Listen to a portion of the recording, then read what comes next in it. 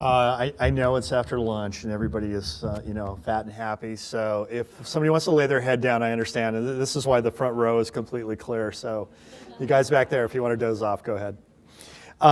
So I wanted these talks to be a little bit more geared toward you all. And so I've broken this down a little bit into kind of a background, give you some information. I mean, there's a lot of papers that are coming out. There's a lot of science that's going to be presented. We're talking about all these very science-oriented things, but it's really not as complicated as you think. So we're gonna kind of start off talking about kind of a primer on that. A couple things about my institution, the University of South Florida.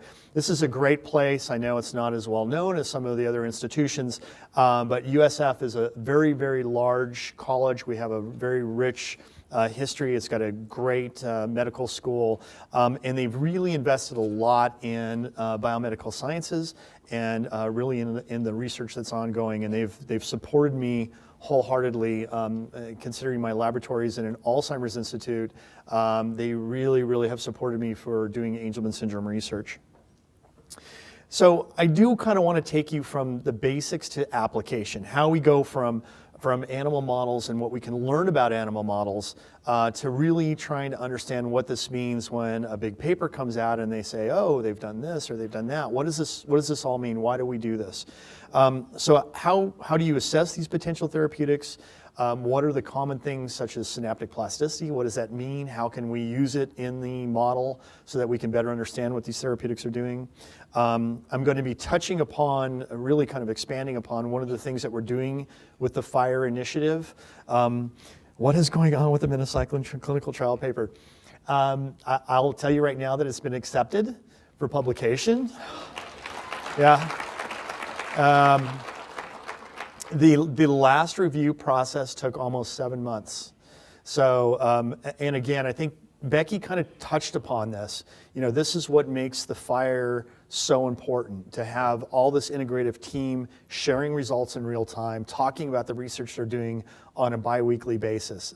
Somebody who's waiting for these results to come out now has had to wait well over a year and a half to see what the results are.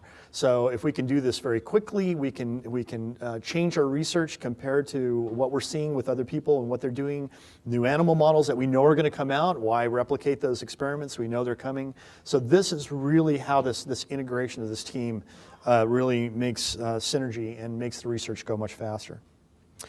Okay, so why mice? Why do we using mice? Well, the mouse model is really the true model that we have for Angelman syndrome, and it's been around for such a long time, and much of the research that's been done has been done using the mouse model, but we do think about this as being, conserved genes. So, this may be a little bit misleading, a poster like this where it says, what percent of your genes do you share? We're 18% different than plants. But actually, if you think about it, there are some genes that are so highly conserved that even the difference between a plant gene and a human gene is like 99%. So, for example, histones, the molecules that DNA wraps around, those things are so highly developed that they're identical in pea plants as they are in humans, they are in mice. And so there's this overlap and this conservative overlap between genes that mice have and genes that humans have. And so if you go back further on the evolutionary scale, something like the UBE3A gene, since it's been around a long time on an evolutionary scale type of context, it probably is doing the same thing in a mouse as it is doing in a pig or as doing in a human. So you can see where we can actually use those models to gain a lot of information. Now, of course, there's a lot of difference between a mouse brain and a human brain. Dr. Dindot has talked about that a little bit this morning. And besides the size of the brain, there's actually a lot of really interesting similarities. So if you look at a human brain and you identify all the areas of the human brain, those major structures of the brain, the mouse has a lot of those structures as well. And in particular, things like the hippocampus, the cerebral cortex, thalamus, amygdala, hypothalamus. So because it's a mammal, we have many of the same structures as mice do, and they're mammals as well. So we can identify those brain structures and we can use them to do our research. The other very cool thing about mice is that they age very quickly. Okay, so if you look at the age of a mouse from birth to 1 month, it's about 150 times faster than in a human, which means that if we're looking at a 3-month-old mouse, which is about the time that we start doing our studies on the mice, that's equivalent to about a 20 or 30-year-old human. So once we start looking at this, we're actually doing most of these tests in what you would consider to be, an adult equivalent. And I think that's really important that most of the research that you're going to be looking at, this is the kind of research that we're doing in that kind of time frame. We're not looking at really old mice. We're not looking at really, really young mice, but that falls in between that really kind of adulthood in a human. There are also a lot of similarities, and we've talked about these before, the UBE3A imprinting. So this is a figure that came out a while back in 2011 by Jen Daly, showing for the first time that, yes, the imprinting is everywhere in the brain. We see this in the human and in the mice as well, the mouse model for AS, that UBE3A that comes from the paternal gene is not present no matter where you look. All those structures that we talked about earlier, it's absent. They also have a very clear motor coordination and motor learning defect. And we see this with the rotating rod. Some of you have seen this movie before. Okay, so these are mice. This is an accelerating rotor rod. It starts at about 4 revolutions per minute, and it starts getting faster and faster and faster over 5 minutes. Okay, when you get up to the 5-minute mark, it's going at 40 revolutions per minute. Okay, so this is hard, and you can see that some of these mice are pretty acrobatic. This is our Angelman syndrome mouse here. And then these little platforms here, when the mouse falls off, the timer stops. So we can time for their latency to fall off of this accelerating rotor rod. And this is a very strong phenotype of these mice. And you can see with the Angelman or the non-Angelman mice here, they start learning how to do it pretty quickly. Okay, so it's not just motor coordination, but it's how well they can remember from one trial to the next. And we'll touch on that a little bit later on. So we can assess learning in the mouse model. We can do this in a number of ways. So one of the ways that we can do this is with associative fear conditioning. So you've seen this in a recent publication. A lot of the publications that come out talking about fear conditioning as a way to assess memory. Well, this is how we do it. We put a mouse in a sound attenuating chamber. It's on a grid where we give it a mild foot shock. And I have a movie here of this. So mice are naturally curious. They want to explore their environment. Okay, this mouse has been put in a novel environment. It's different smells, different sights, different feel to the cage. Now we're going to give a mild foot shock through this grid here. Now, before I start getting emails from everybody, I know, this is a mild foot shock, so it's not a painful foot shock. We don't want to activate pain receptors. But we want to make it so that it remembers getting shocked. So it's going to get shocked here in just a second. Okay. Oh, I know, it's like, oh. But again, it would be the equivalent of you if you've ever been, cleaning something and you touch a live wire and you get zapped, or if you grab a spark plug. So I've done this, I don't know how many times. Your hand doesn't hurt afterwards, but you don't want to do it again. Okay, so it's not a painful thing, but it's something that makes you remember, and it is aversive. All right, so now I'm going to say you're going to tell me which one is an AS mouse and which one is a wild type mouse. Now, if they remember getting shocked, they're going to be anticipating the shock, and they're going to show a fear response. So associative learning, they're associating the context where they are to getting that foot shock. Okay, so let me start these up real quick. Okay, so you can see the top mouse is acting very different, okay? He remembers being in there the day before, and he remembers getting the foot shock. The one on the bottom is an Angelman syndrome mouse. It's like it's never seen that environment before. So it's looking around, checking things out, but that top mouse is freezing in anticipation of getting that shock. So this is another very strong phenotype of these mice, this associative learning defect. And actually, this is the first. This is the Zhang et al. Came out of Arbodet's lab back in 1999. The first graphic of this. So on the top is wild type mice. On the bottom are Angelman syndrome mice, and this is just the percent freezing. So the more they freeze, the more they remember that context.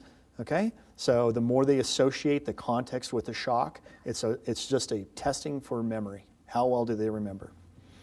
Okay, so we can do spatial learning and memory as well. So we can do this with something that's called the hidden platform water maze. And this is simply a big tub of water. It's got a platform that's just under the surface. You have these distal cues. They can be anything. They can be shapes, different colors, pictures. And then we have a camera that sits over this big tub of water. And then we put the mice in and we train them to find this hidden platform. And they use the distal cues to figure out where they are. Now, we do this all the time. A lot of you manage to probably maybe be sitting in, I know you guys are sitting in the same seat, because I remember. So you come back, you remember exactly, you're using those cues to figure out where you are. When I was living in Albuquerque, I had an apartment right outside the university, and I would drive to my apartment every day. And one day they knocked down the Circle K that I used to turn on that street, and I drove right by my street. Now, it wasn't I didn't remember where I lived. It was just that I was using those spatial cues, and the mice will eventually remember how to do this. Okay, so here's training during day 1. We're going to put this mouse in this water maze. Now, it can't see this platform, although you can see it from the top. But what he's going to do is he's going to be just swimming around going, why am I here? Eventually, he'll find it. Or sometimes we'll actually have to lead him to the platform. And then we'll let him sit on that platform for a while and look around and orient himself. Okay? So now we do this on day 1. We do this usually in spaced, so every hour we'll give them another test. We'll do this 4 times a day, and we'll dry the mice off, put them away, and then the next day we'll do it again, and again, and again, and again. We'll do this for about 8 days straight. All right? So by the 8th day, they've seen this a lot of times, okay? And it doesn't matter where we put them in the pool, they should be able to find that platform. So here's our trained mouse. And you can see he's going to swim around, he's going to orient himself, he's going to go, I know where this platform is. And I'm going to jump out. Now, what we can do to assess their memory is remove the platform. So after 8 days of training, let's take the platform out of there. And what we can do after that is we can split this up into 4 quadrants. One of the quadrants is the one where the target is in, and I just put this on there. This is just a dot that I artificially put in. Okay? And then we can see what the percentage of their time is in this quadrant and how many times they crossed where the platform was where they were trained to. So here's a wild type mouse that's been trained for 8 days. And you can see he's thinking, this platform's around here somewhere. Okay? But he's going to stay pretty much in that quadrant. He's going to turn around and keep going back and forth to that same area over and over again. We do this for 60 seconds. Okay? So here is our Angelman syndrome mouse. And you can see he's staying in the right quadrant, comes a little bit in the target quadrant. Now he's going back over in the middle. He may come back over into this area, and he's going to swim off to the side. So we can take those percentages of where they are in the target quadrant and how many times they put over that. We can say, okay, how well did they learn spatially where they were? Now the interesting thing is the first time I gave this talk a long time ago, and you guys are super insightful. I had somebody raise their hand and they said, well, hold on a second. My child really likes to be in the swimming pool. So how do we know that Angelman syndrome mice just don't like to be in the water? It's a great question. I had to stop and think about this. So we actually tested this. So we actually put a little flag on the platform. So it indicates where it is. So this is the visual platform test. Now, if they really just wanted to be in the water, they wouldn't swim to the platform. But Angelman syndrome mice and wild-type mice both swim to the platform at about the same time. So they don't really like to be in the water. So it's not that. It is an assessment, and a good assessment of their spatial learning and memory. Okay. Now, let's move on to something a little bit more complicated, because with the mice now, we can look deep into their brains. We can look at their synapses, okay? And all of you probably know that synapses are ways that neurons can communicate with each other. So one neuron gets activated, it can activate a neighboring neuron through that synaptic connection, okay? This is probably one of the least complicated models for synaptic plasticity that I was able to find through Nature reviews. It's a very complicated process. There are people who spend their entire careers trying to understand synaptic plasticity. But how do we measure this, and what's the difference in Angelman mice? I'm also direct the Cellular Electrophysiology laboratory at USF. It's adjacent to my own laboratory. And we have a lot of different ways to measure this in that laboratory. And this is one of the ways, and this is an interface chamber. So we can make slices of brain from the AS mice. We can put them on this interface chamber, and we can actually bathe it with oxygenated, warmed up, artificial cerebral spinal fluid that we make early that morning. Okay? So we can keep these slices alive for a very long time. And we can warm them up with a little unit here. And then what we can do is we can use a scope to put in a stimulating and recording electrode. Okay? This is all computer operated and controlled. And then we can stimulate, and let me just do this really quick. We can stimulate presynaptically, so the presynaptic neurons, and we can record from the postsynaptic neurons. Okay, so we're actually activating those synaptic connections, and we're being able to measure it and quantitate it by this little downward deflecting, what we call an excitatory postsynaptic potential, or EPSP. And all this is a way to understand and identify and quantify how many postsynaptic neurons are firing once you do this. All right, so very, very straightforward. Now, why the hippocampus? Why don't we look at other places? The hippocampus is great. So if you're taking coronal slices of a mouse brain and you're working further and further back, you eventually get to these structures here. And those are the hippocampus, okay? And mice have very, very large hippocampi. They have to learn very quickly when they're first born to stay alive. So their hippocampus is very large. If we remove the hippocampus, they don't learn. If I were to remove your hippocampus, you wouldn't remember this talk tomorrow. So it's very, very important in memory formation, not memory storage, but how you assess your environment, those spatial cues that you're using, associating shock and the context, all of those things rely on this very, very important brain structure. But the nice thing is if you make these coronal slices, you maintain all the architecture of those synaptic connections. So we can make the cut, we can put it on this interface chamber, and we can record very, very nicely across those synaptic connections. Okay, so we're going to do a long-term potentiation experiment. You're going to see this in publications over and over and over again. We publish a lot on it. I think the future publications looking at any therapeutic that's going to go in any animal model, this is something they're going to look at. Okay, so now we have 2 brain slices of the hippocampus. You'll remember this, I'm sure. This is from a wild-type mouse. This is not an Angelman mouse, but we're going to treat these 2 slices differently. On the top slice and the bottom slice, initially, we're just going to give a very low frequency stimulation. So we're going to stimulate once, we're going to activate all those presynaptic neurons, we're going to record that population of postsynaptic neurons, and we're going to do this every 20 seconds. And if we do this every 20 seconds, you can see that our little EPSP, this little downward deflecting EPSP here, doesn't change its size. So it's equivalent between the 2 of them. Now the top one, what we're going to do is we're going to give high frequency stimulation. So we're going to artificially activate all those presynaptic neurons. Now, this is happening to you right now, okay? You're listening to what I'm saying. It's being transferred to electrical stimuli that's going through your auditory cortex. It's going right through your hippocampus. If you understand this and it's interesting and you're not sleeping from lunch, you're going to remember this tomorrow. So we're actually naturally inducing synaptic plasticity, but this is an artificial way that we can do it and measure it.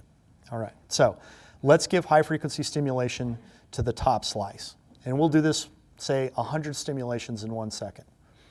Now we're going to go back to giving our low frequency stimulation once every 20 seconds.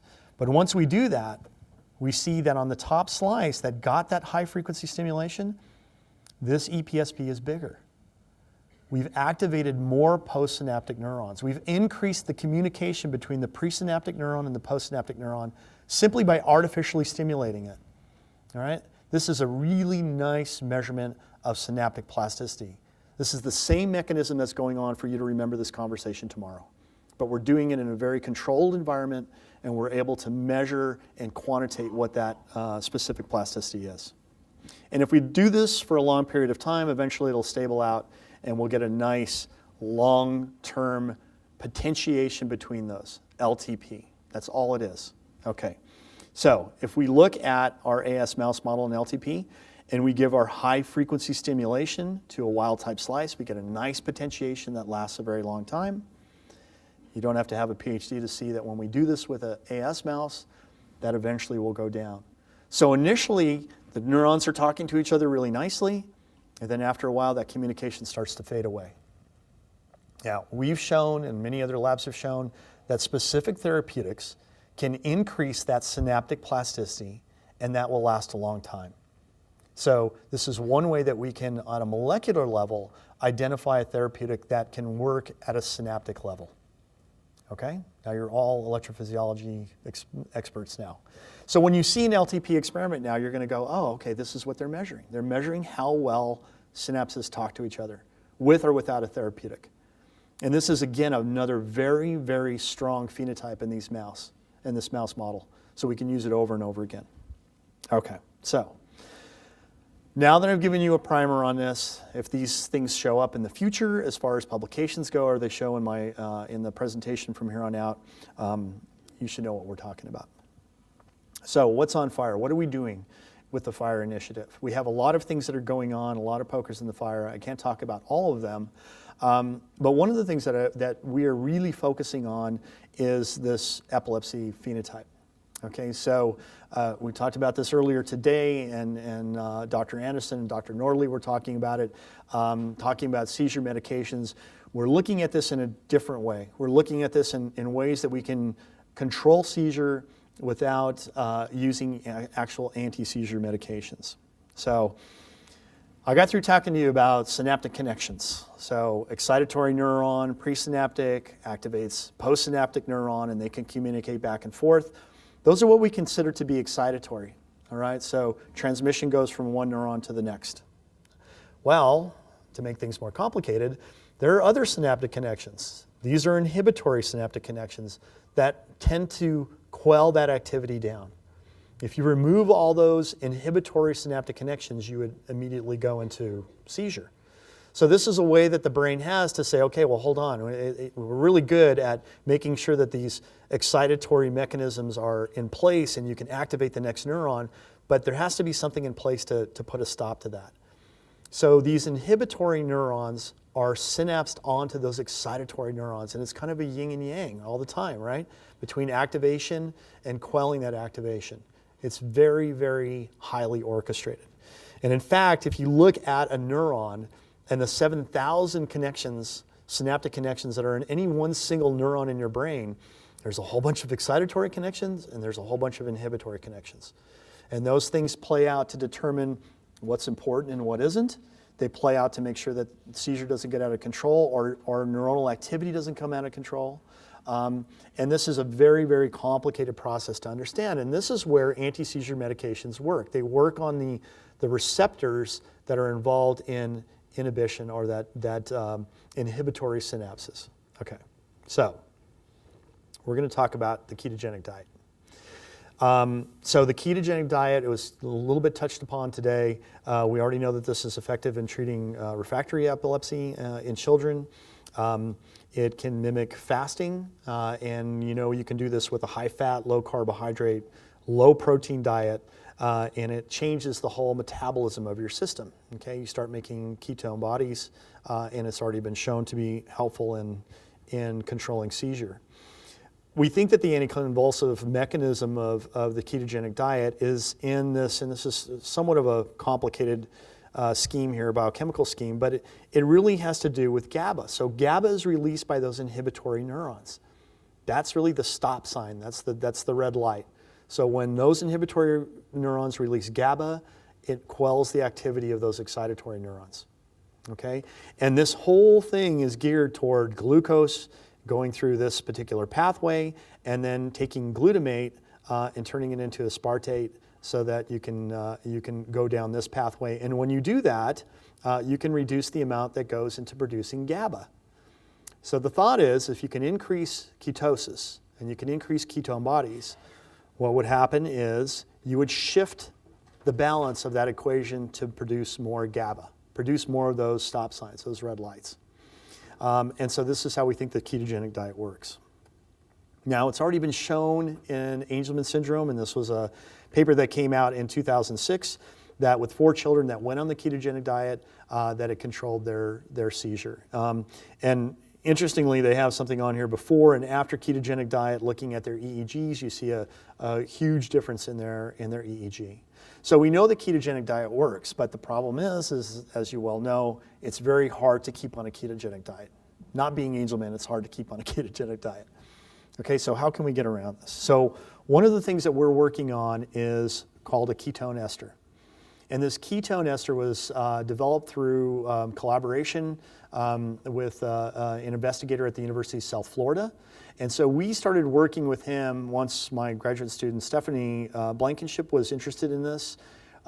She started working with this investigator to determine, will this ketone ester actually work in the AS mouse model? So not to get into the intense biochemistry behind this, but this particular ester is broken down in the stomach and it's broken down in the liver to produce molecules that will increase ketone bodies. Okay? So you're mimicking the ketone diet, but you don't have to be on a ketone diet. Okay? You don't have to actually be in ketosis to make the ketone bodies. And that's what's important. Okay, so for our experimental model, we give 10% volume of a standard diet. We do this for 8 weeks. We do behavioral testing. We do seizure testing. And we do this with audiogenic induced seizures. So we put them in a box and we give them 120 decibel blast of noise. Okay, that's very loud to begin with, and it will, a lot of those animals that are prone to seizure, they'll immediately go into seizure. So it's a very nice way to control when we can induce the seizure, and we can determine whether they're going into seizure or not. We can do electrophysiology testing, so we can look at LTP. Does increase of this GABA tone do anything with the synaptic plasticity? Does this change their learning and memory? And then are we actually having an effect on their metabolism? So this is probably a good time to talk about strain differences in mice. So one of the things that I notice when I go to these meetings is everybody's data is a little bit different. So my mice data may be a little bit different from somebody else's mice data. And a lot of this has to do not just with what we're doing, but what we're using and how we're using it. So there are a lot of different strains of mice out there that we can all give Angelman syndrome to, but they all act very, very differently. So two of the major strains that we use is the C57 strain and the 129 strain. So why do we use all these different strains? Well, for the C57s, these are smart mice. They can test very quickly. They can learn associative learning very quickly. They can do the water maze very quickly. 129s, not so much. They're very hard to work with. So it takes longer for them to learn a specific behavioral paradigm. So if we're looking at learning and memory, we usually use the C57s. Why do we want to use 129s? Well, C57s are very seizure resistant. So we use the 129s because when we give those animals Angelman syndrome, they have a higher tendency to go into a seizure. All right, so two different strains, we're looking at two different things. Some people actually use a hybrid of these two, which have some of the phenotype of one and the other. So keep this in mind when you're looking at this data, especially in the future. So what have we found? Well, we found that indeed when we put it on the ketone ester diet, that we can change their blood ketone levels. So it is getting metabolized properly. It is producing ketone bodies, and we can recognize this in the blood. We also see a reduction in blood glucose levels in our AS mice on the ketone diet as well. So it is having a biochemical effect. Interestingly, we see a significant improvement in the motor coordination. So we see actually two different things. We see a change in their weight, which Angelman syndrome mice usually are a little bit heavier than wild-type mice or their littermate controls. The recent paper that just came out from Art Baudet's group using the ASOs, they saw a change in the weight as well. We've reported this earlier with the CAMK2 mutation that Epa and I did many moons ago. With the CAMK2 mutation and the genetic rescue, their weights changed as well. So it's interesting that we see this normalization of the total weight. But we also see a change in the rotarod. Remember that accelerating rotarod that we put the mice on. So our ketogenic diet, our ketone ester diet mice, AS mice, actually perform better. But again, we're assessing motor coordination and motor learning. How long do they stay on, and do they get better over time? And if we do a linear regression through these, you can see with wild-type mice, they continue to get better and better. We see a similar trend toward that increased motor learning. So not only do they have better coordination, but they have better motor learning as well. we can now rescue the associative learning and memory defects. So you've seen the fear conditioning before. This is the freezing amount to wild type when they're put back in the context. If we do this with AS mice, you see they have a reduced. They don't freeze as much. But our AS mice on the ketogenic diet, yes, they have freezing. So it appears that their associative learning and memory has come back as well. We don't see a change in their cued fear conditioning, but we don't usually see a change in the AS mice as well. We still have to do LTP on these mice. We still have to do some other behavioral testing with these mice. But if we start looking at seizure, this is really where we see the change. So audiogenic seizure, again, this is our 120 decibel blast that induces seizure. We see an increase with our Angelman syndrome mice. AS on the ketone ester diet comes down significantly. And then just the seizure threshold, so how quickly do they go into seizure, is greatly normalized when we give them the ketone ester diet. Now the nice thing about the diet is that it isn't a blanket effect. It isn't having the blanket effect that you would normally have with an anti-seizure medication. It's also, it's a naturally released GABA. So if GABA goes up and more GABA is released when the system says, okay, we need to put a stop to this abnormal activity, it's a much better way to control seizure. Especially, we think, maybe this would be working in children that are very difficult to control their seizure with.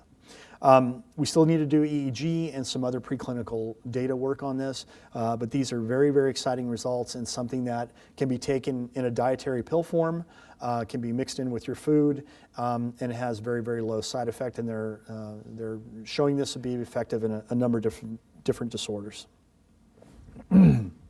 Okay, so let's move on to the minocycline clinical trial. So Joe's not here. Unfortunately, this is Joe waiting for our results to come back from our reviewers. I've felt this way before. This was a painful process. I've had a couple papers that have taken a long time to get to publication. This was one of the longest reviews that we've ever had. And I don't know whether this is just true of all clinical data or just kind of the bad luck of the draw. But the paper has been accepted. It'll be in BMC, Biomedical Central Neurology. Okay, so hopefully that will get published within the next, be out ready for everybody to see in the next few weeks. I'm not going to go into the minocycline too much, just to tell you that this particular clinical trial was to evaluate its safety and potential efficacy. Okay, this is what we wanted to do. This is what we set out to do, and we think we got some pretty decent results from it. So just to go back over again, the recruitment statistics, we had 211 patients that were interested. We had 133 fill out everything completely, and then 116 of those 211 were fell in within the inclusion-exclusion criteria, which is fantastic, and I want to thank, I know that there's some of you out there that were actually participated in the clinical trial. We did this in a way that we could start the trial in week 1, end it in week 8, and then have them return in week 16. So they were on the drug for 8 weeks, off the drug for 8 weeks. We evaluated them 3 different times. So how do we measure these changes? Well, one of the best ways that we can do this, or the best way that we have now to do this, is doing particular childhood clinical outcomes. Okay, so typical childhood development, there's outcome measures for that, and these are the outcome measures that we use. Now, why did we use those? Well, they've been used in the past. So the last clinical trials that have been done, these are the outcome measures that they've used. There's really not a lot of other tools out there that we can use to assess clinical change. We also use clinician observation. So one of the tests that we did is the clinician that looked at the children at week 1, week 8, and then week 16 was asked to evaluate them in with their clinical eye. And then the parent or caregiver was given the opportunity to say what their observations were. So if we mark this down into T1, T2, or T3 for week 1, week 8, or week 16, these results will make a little bit more sense to you. Now, we didn't see a significant change in EEG, although there was a trend toward normalization. Once all the data was added together, you can see that the EEG, no asterisk means that there is no statistical significance.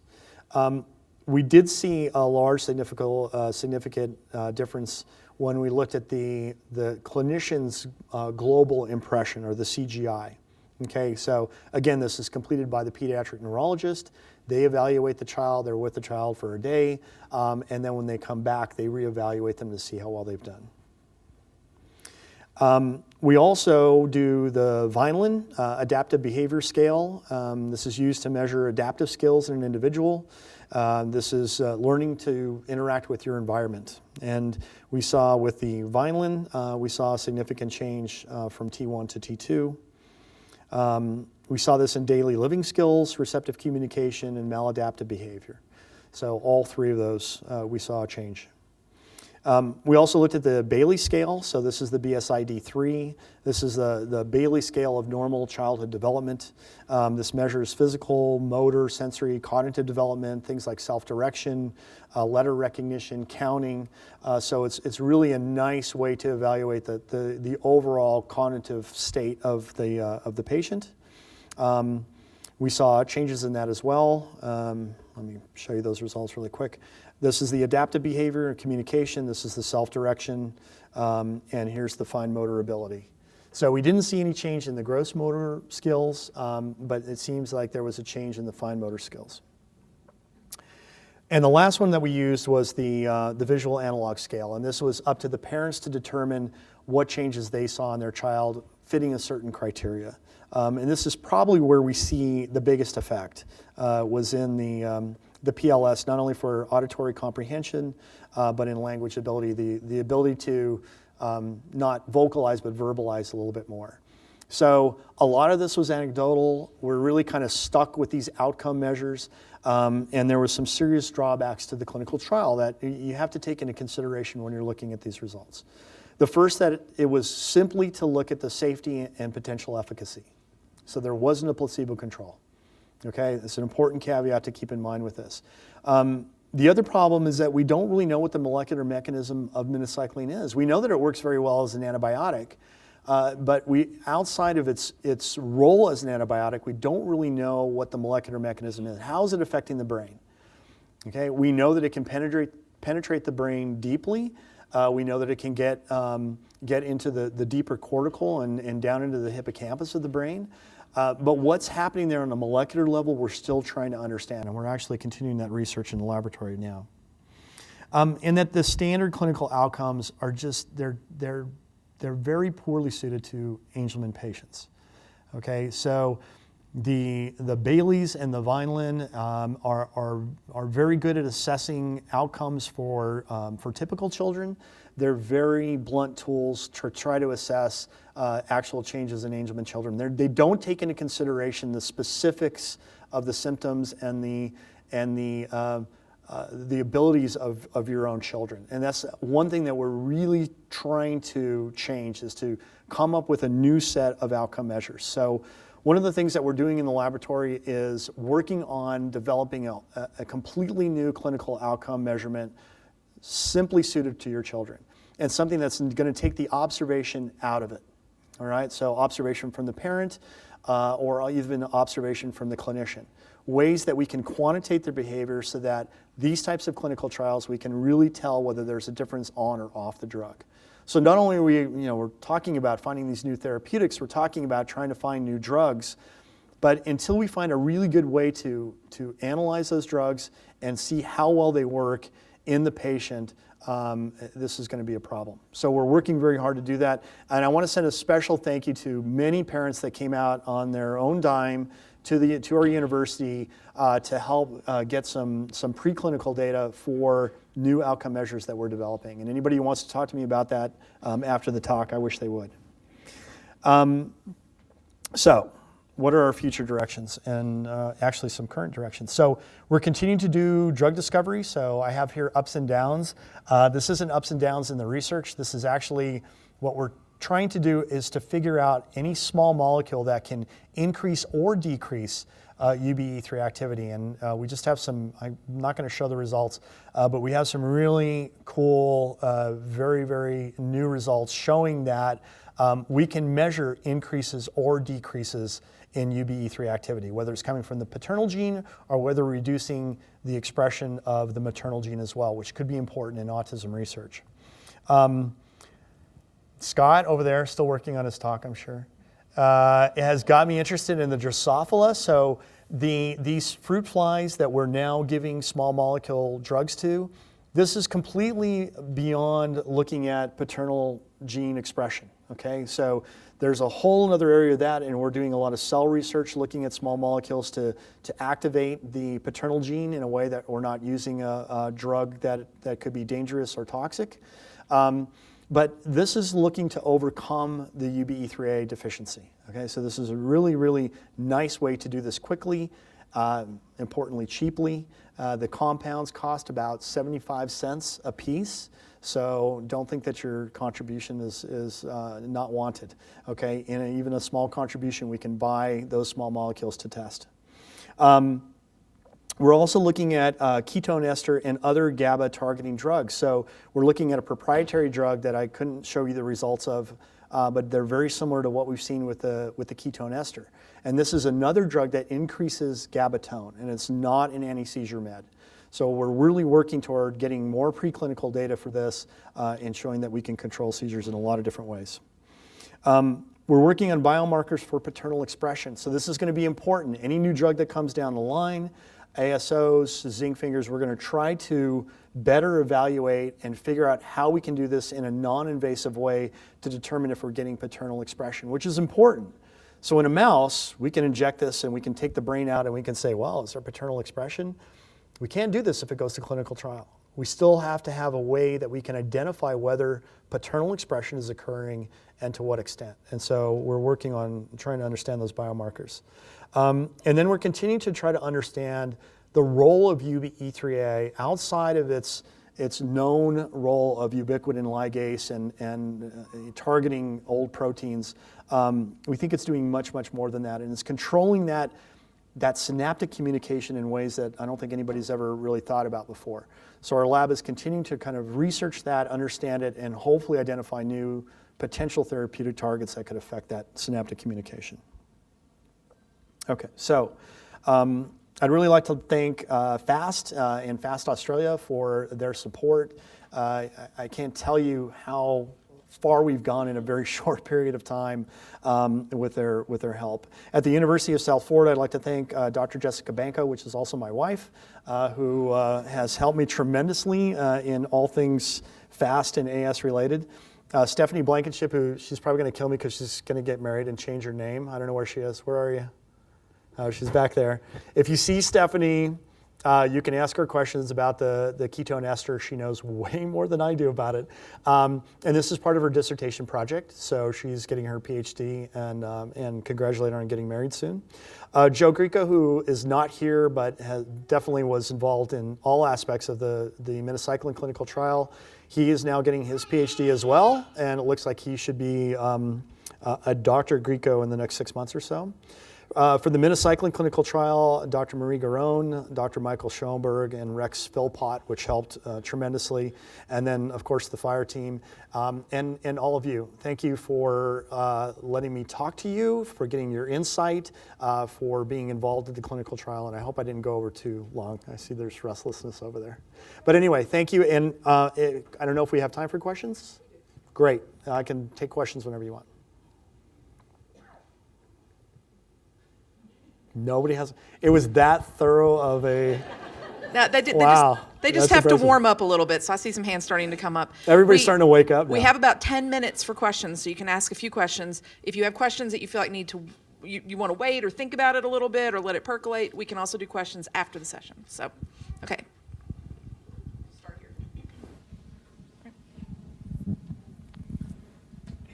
Does the ketone ester, is that a supplement? Is it a drug? What is that? It's a supplement. It's simply a supplement that can be mixed in with the diet, and that's exactly what we do. So we mix it in with the regular diet that the mice get, and they ingest it just along with the rest of their mouse chow. So it's not actually a drug. It's just a way that it's a ketone that's been esterized so that it's broken down in a very particular way to increase ketone bodies. That's it.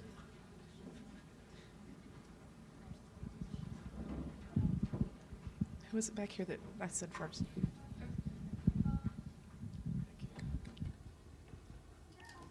Hi, Dr. Weeber. So for minocycline, I know you mentioned that you guys aren't too sure exactly how it could be working. But I'm curious to know if you think that it may be related to sort of this buildup effect of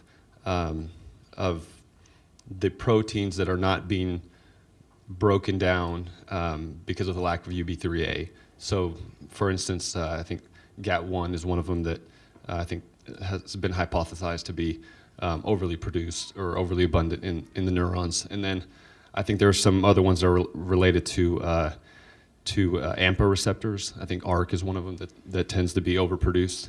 So I'm wondering if there's any correlation to those. That was one of the first things that we looked at. We wanted to see whether we were increasing UBE3A from the paternal gene. You never know. We don't really know what the mechanism is. We haven't seen any changes in any of those known targets of UBE3A or UBE3A itself. So it could be working in a number of different ways. There's a metalloproteinase that is affected by minocycline. That's very important in cleaving proteins that are involved in synaptic function. It also has been shown to increase spine density.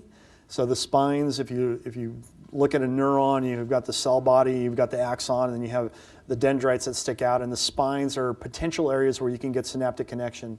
And Scott showed a number of years ago that in the AS mouse brain that those spines were reduced. And with minocycline use, it appears that those spines may be actually coming back. So that it may be more of a mechanical change in the brain than it is a biochemical change. We're still trying to figure it out. But no, we did look at that initially to see if it was altering one of the targets of UB3A or UB3A itself, and we don't see any change with or without minocycline. Okay, and just one last question: would you anticipate that at some point there would be the treatment or an effective treatment would be a combination of different things? Let's say minocycline and ketone esters and sort of all things working together to. I think it's we're in the age of personalized medicine, right? So personalizing certain treatments for a particular person and what they're going to be more susceptible to. Understanding the mechanism of this is definitely going to help us. I think that there's an ongoing or just finished clinical trial in Spain. I think when those results are finally released, we can see where ours fit in with those. That was a placebo-controlled test. I think that this part of the problem with these clinical trials too, and especially with the minocycline clinical trial, is that it didn't, what we're trying to do statistics on didn't really reflect what the clinical trial was, and you're measuring slight changes with a sledgehammer, because that's all we have, and that's why I think we need new and better tools. But even those things will help us determine potentially what the molecular mechanism is behind any of these therapeutics that we don't really know. Any FDA-approved drug that we're looking at, it may be having effects that we're not really sure of. Okay, in the back. So the question I had was about the minocycline trial. It was kind of from the results you had and possibly from what's going on in Spain. Do you feel that the results were enough to say maybe we can go forward with trying to treat people with minocycline or to do more studies? I don't know what the results are from the Spain trial. So I met with the people in the Spain trial before they started, but I haven't been privy to what those results, the ongoing results or the final results are. I know that it just finished up in, I think, last month. So I don't really know. I think that this is, look, we're going to produce the data. It's going to be up to you and your doctor to determine whether any of these treatments are going to be something you're going to want to put your kids on, which is the bottom line. And it's my job to better understand how this works, to identify potential therapeutics and figure out better and smarter and more efficient ways to identify them and evaluate them. So a lot of that onus is going to be on you, unfortunately. Thank you. Okay, last question here. You were elaborating about the ketone diet and stuff like that, and I saw something on the board that said something about glutamine. Now, can that be used for kids with a gluten-free diet? Wow. I don't know. That's a great question. That's a great question. I don't know. I'll have to find that out. I'll have to Wikipedia it or something. So. That's where I get all my information. Okay, and again, if you have other questions and you think about it for a while, after the speakers today, we're going to have an open Q&A session. You can ask, again, some more questions. Let's thank Dr. Weeber.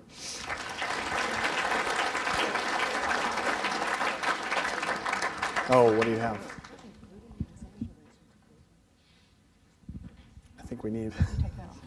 Yeah, but she doesn't have I this. don't have that piece. Will that work, or that's a Mac? See, I don't have this piece.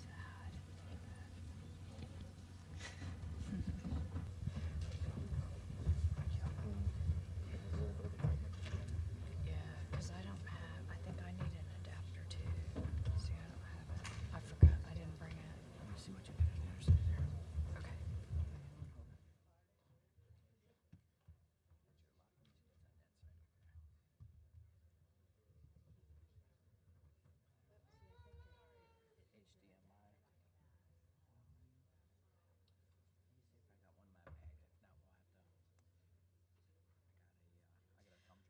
Okay, we're having a slight technical issue, so if there are additional questions, we can take a few of them now for Dr. Weeber, so don't run away, Ed.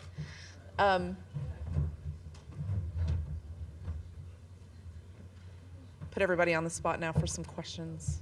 Oh, one here. Sharon, can you? Oops, sorry.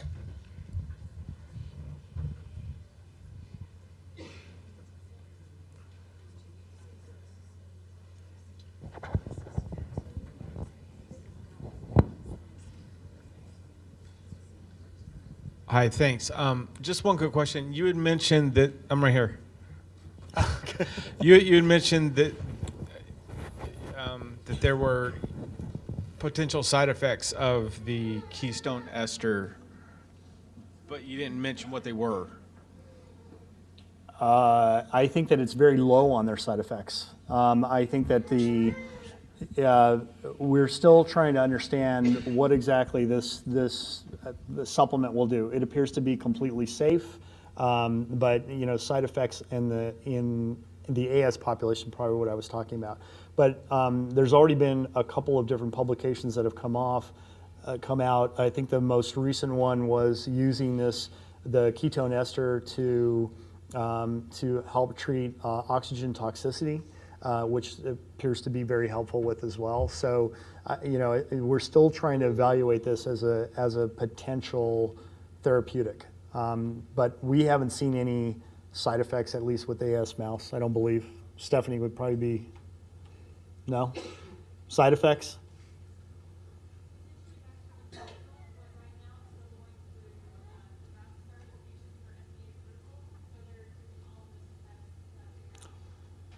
So it's in the process of going through a rigorous safety test to get FDA approved. And sounds like most things it might have a side effect of gastrointestinal distress. Yeah, everything. Which I think is pretty much anything we take, right?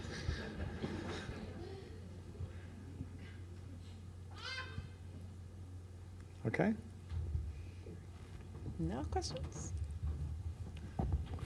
Looks like he's coming with